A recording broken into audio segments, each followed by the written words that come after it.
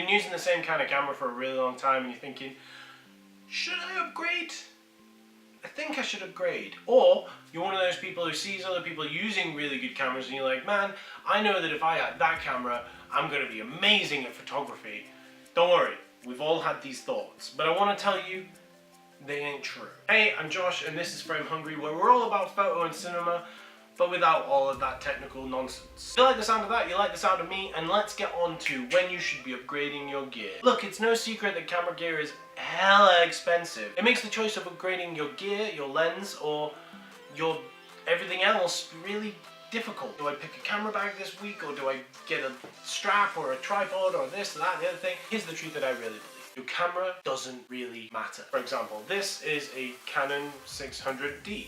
It's not a high-end camera at all. In fact, this camera is super duper old and is kind of out of date. However, the jump from a 600D to, let's say, a 6D or a 5D is so great in price, but actually not huge or noticeably huge for the everyday man in quality. If money is an issue for you, in my opinion, you should be aiming at buying new lenses over new bodies, because lenses improve your photography on any body, whereas the body of a camera only changes that one thing. Yeah, once you've got yourself a new lens, you pop it onto your old school body, and then hell, go to town, learn everything you can about that camera and about what that lens can do with your camera. Be proud of the fact that you have a low-end camera, own it, be a king of the low-end cameras, and then once you've exhausted all resources on your camera, then yes, think about taking a step up. In case you're like, oh, I can't even think how I would budget that much money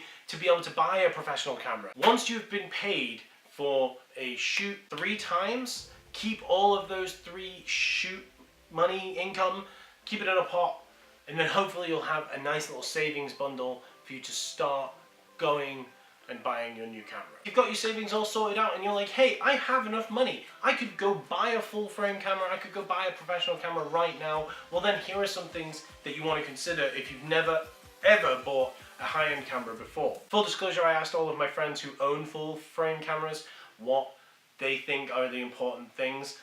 I don't own one, I've never bought one, I ain't rich, as I constantly say.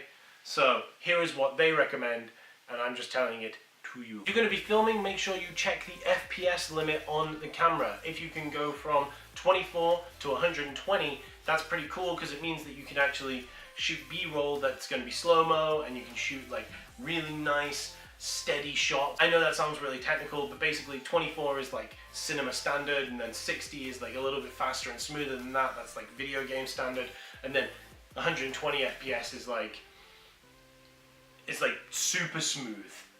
It makes everything look really, really smooth and kind of unnatural.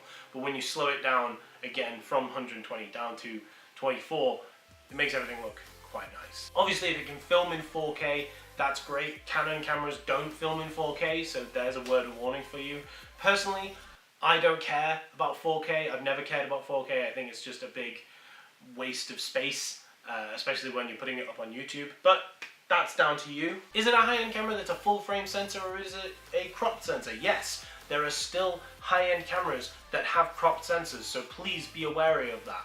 Be wary? Is be wary a phrase? I don't think it is. Another thing to check out is what is the highest ISO, which means how well can it shoot at night? Is the ISO something that can go high or low? You know, you need to check that out. If it doesn't fit your standard, don't be investing your money. Shutter speed is kind of a personal preference thing. If you're going to be taking pictures of cars that are going really, really fast down a raceway, you're going to need a higher shutter speed. If you're going to be taking pictures of people stood still, you're not going to need that high of a shutter speed unless, you know, you're going really, really thin with your aperture. And then you're getting into a whole deep pool of information, which we will cover in another video later down the line. I hope that's cleared things up for you about whether or not you should upgrade your camera.